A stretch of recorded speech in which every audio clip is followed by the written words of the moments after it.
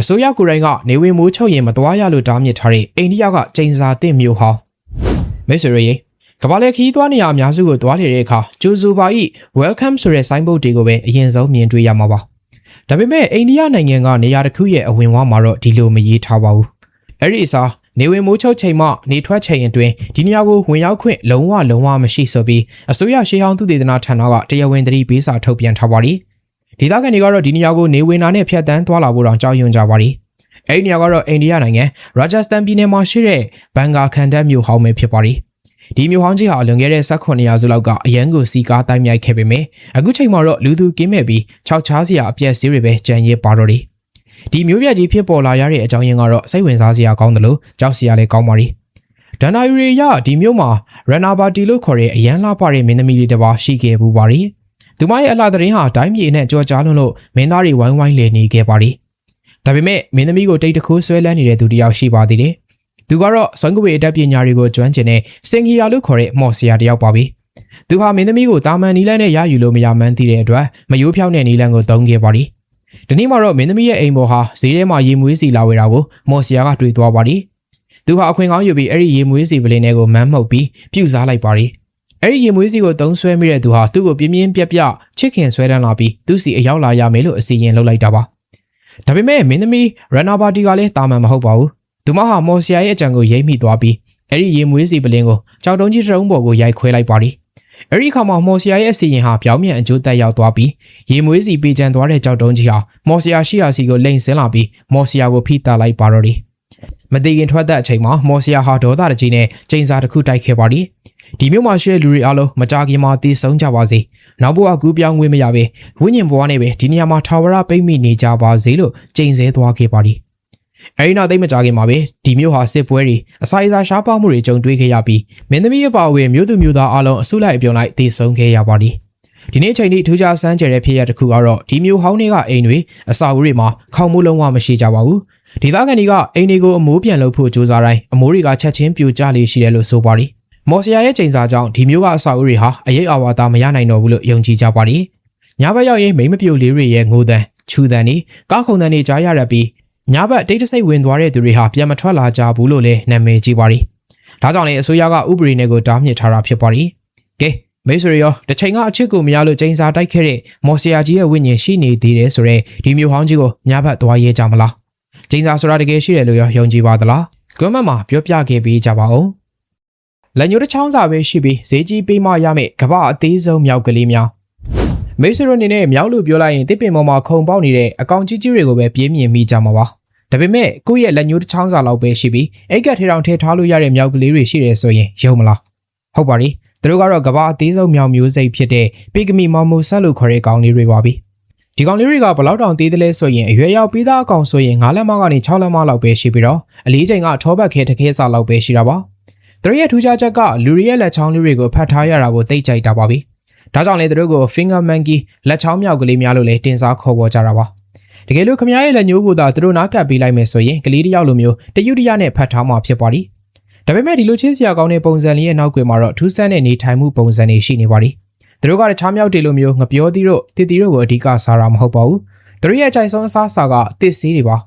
သူတို့ရဲ့တင်းငယ်ပေမဲ့ထက်မြက်တဲ့သွားလေးတွေနဲ့တစ်ခေါက်တွေကိုပေါက်ဖောက်ပြီးထွက်လာတဲ့တစ်စီးတွေကိုရက်စားကြတာပါဒီနေ့ကိုအပေါက်ပေါင်းထောင်ချီအောင်ဖောက်နိုင်စွမ်းရှိတဲ့ဝရိယကောင်းသူလေးတွေလို့လည်းပြောလို့ရပါလိနောက်ထပ်ထူးခြားတာကတော့သူတို့ရဲ့မိသားစုဘဝပါဒီမြောက်ကလေးတွေဟာအမြဲတမ်းလိုအမွှာတွေပဲမွေးရကြပါလိဒီနေရာမှာဖခင်ဖြစ်သူတွေကတကယ့်ကိုစံပြပါပြီသားပေါက်လေးတွေမွေးလာပြီးဆိုရင်အဖေဖြစ်သူကကြောပေါ်မှာပို့ပြီးတဏီကုံထိန်းချောင်းပေးရတာပါအမေဖြစ်သူကတော့နှုတ်တိုက်ရမယ့်အချိန်မှာပဲကလေးတွေကိုခဏလာယူတာပါကျန်တဲ့ချိန်ဒီမှာတော့အဖေဖြစ်သူကပဲကလေးတွေကိုအန်နီရဲ့ကင်းအောင်စောင့်ရှောက်ပေးရတဲ့အိမ်တော်ဦးစီးကောင်းလေးတွေပါပဲသူတို့ရဲ့လှုပ်ရှားမှုကလည်းအရင်မြန်ပါရီခေါင်းကို180ဒီဂရီလှည့်ကြည့်နိုင်စွမ်းရှိတာကြောင့်ရန်သူလာရာကိုချက်ချင်းတည်နိုင်ပါရီ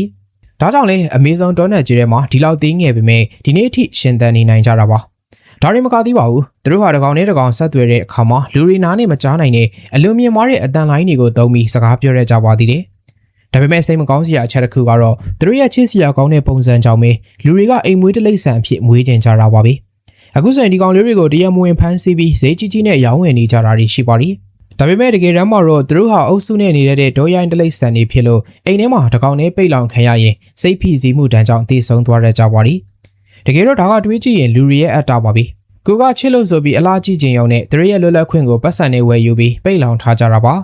စစ်မှန်တဲ့အလားတရားဆိုတာသူ့နေရာနဲ့သူရှိတဲ့အချိန်မှာပဲအသက်ဝင်တာပါ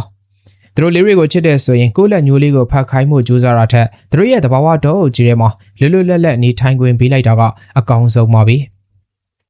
ဝင်သွားရင်ပြန်လန်းရှာမတွေ့တော့တဲ့ဂျပန်နိုင်ငံကတစ်ပင်ပင်လေ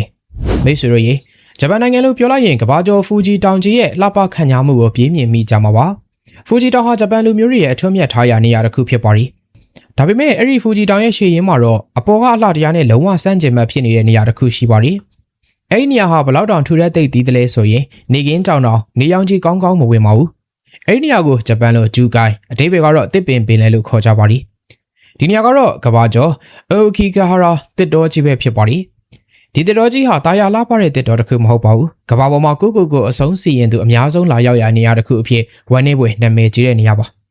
ဒီတစ်တော်ကြီးထဲမှာထူးခြားစမ်းကြဲတဲ့သဘာဝတရားတွေရှိနေပါရီတစ်တော်မြေစီလွာမှာတန်လိုက်ဓာတ်တွေအများများနေတဲ့အတွက်ကြောင့်ခင်မီတန်လိုက်အိမ်မြောင်နေဟာဒီတော်ရဲရောက်ရင်လုံးဝအလုံးမလုံးတော့ပါဘူးဒါကြောင့်တော်ရဲကိုလမ်းပြောက်ပြီးရောက်သွားတဲ့သူဟာအယမ်းမျက်နှာမခွဲခြားနိုင်တော့ပဲထာဝရပိတ်မိသွားတတ်ပါရီဒါအပြင်ဒီတစ်တော်ဟာအတန်လုံငန်းတစ်ခုလိုပါပဲတစ်ပင်တွေကအယမ်းပူးကတ်သိပ်သီးလုံးလို့အပြင်ကအတန်တွေမကြားရသလိုဒေါ်ရဲမှာအော်ဟစ်လိုက်ရင်လည်းအတန်ကပဲ့တင်ထက်မနေပဲတိတ်ဆိတ်သွားလေးရှိပါသည်ငှက်တန်တလိษံအော်တန်မရှိပဲတီးဆုံးနေသလိုတိတ်ဆိတ်နေတာကပဲလူကိုပို့ပြီးကြောချမ်းစေပါသည်ရှေးဟောင်းဂျပန်တန်နာရီတွေအရတော့ဒီတစ်တော်ဟာယူရဲလို့ခေါ်တဲ့ဒေါသထွက်နေတဲ့ဝိညာဉ်တွေကျင်းလဲကျက်စားရနေရလို့ဆိုကြပါသည်ရှေးခေတ်တုန်းကအစာရည်စာရှားပါတဲ့အခါအင်္ဂါသက်ကြီးရွယ်တွေကိုဒီဒေါ်ရဲမှာလာပစ်ထားခဲ့တဲ့ဥပါစုဆိုတဲ့ဒလီတစ်ခုလည်းရှိခဲ့ဘူးတယ်လို့ယုံကြည်ကြပါသည်အဲဒီတော့ကအစာငတ်ပြီးတည်ဆုံးသွားကြရတဲ့အဖိုးဖွားရဲ့ဝိညာဉ်တွေဟာဒီတော့ကိုစောင့်ကြက်နေတော့မယ်လို့ဒေသခံတွေကပြောကြပါသည်ဒီတော့ကိုဝင်သွားရင်ကြောက်စရာအကောင်းဆုံးမြင်ကွင်းကတော့တစ်ပင်တွေမှာခြိထားတဲ့အယောင်ဆုံးကျိုးတွေပါပဲအသက်ရှင်မှုမျောလင်းချက်ကုံဆုံးနေတဲ့သူတွေဟာဒေါ်ရဲကိုဝင်တဲ့အခါလမ်းမသားဖို့ဒီကျိုးတွေကိုခြိထားခဲ့ကြတာပါကျိုးစားဆုံးသွားတဲ့နေရာဟာသူတို့ရဲ့ဘဝအဆုံးသတ်တဲ့နေရာဖြစ်နေတတ်ပါသည်ဒေါ်ရဲမှာပိုင်ရှင်မဲ့ဖက်နှက်တွေရွက်ဖြင်တဲ့တွေဓာတ်ပုံတွေကိုဟိုနားဒီနာပြန်ကျဲနေတာတွေ့ရရပြီးတခါတလေမှာတော့အလောင်းတွေကိုပါမတော်တဆတွေ့ရတတ်ပါသည်အာနာပိုင်တွေကတောဝင်ဝါမှာတင်းရဲ့အသက်ဟာမိဘတွေပေးတဲ့အဖိုးတန်လက်ဆောင်မှာမိသားစုကိုပြန်တတိယပါဆိုတဲ့ဆိုင်းဘုတ်တွေထောင်ထားရတဲ့အထိအခြေအနေဆိုးရွားပါသည်တချို့ခရီးသွားတွေကတော့ဒီတော်ရဲမှာဓာတ်ပုံရရင်ပုံရိပ်မပေါ်တာအနောက်ကနေလူတယောက်လိုက်ကြည့်နေတယ်လို့ခံစားရတာထွက်ပေါက်ရှာမရပြီနေရာဟောင်းကိုပြန်ရောက်နေတာမျိုးတွေကြုံရတယ်လို့ဆိုပါသည်ကဲမိတ်ဆွေတို့ရောတန်လိုက်အမြောင်တွေလုံးမလုံးတော့တဲ့ဝိညာဉ်တွေစောင့်ကြက်နေတဲ့ဒီတစ်ပင်ပင်လေကြီးတွေကိုစူးစမ်းလေ့လာဖို့ဝင်ရတဲ့တတ္တိရှိပါသလားတဘာဝတရားကပဲစမ်းချေတာလားဝိညာဉ်တွေကပဲ၆လန့်နေတာလားကွန်မန့်မှာဆွေးနွေးပေးခဲ့ကြပါဦး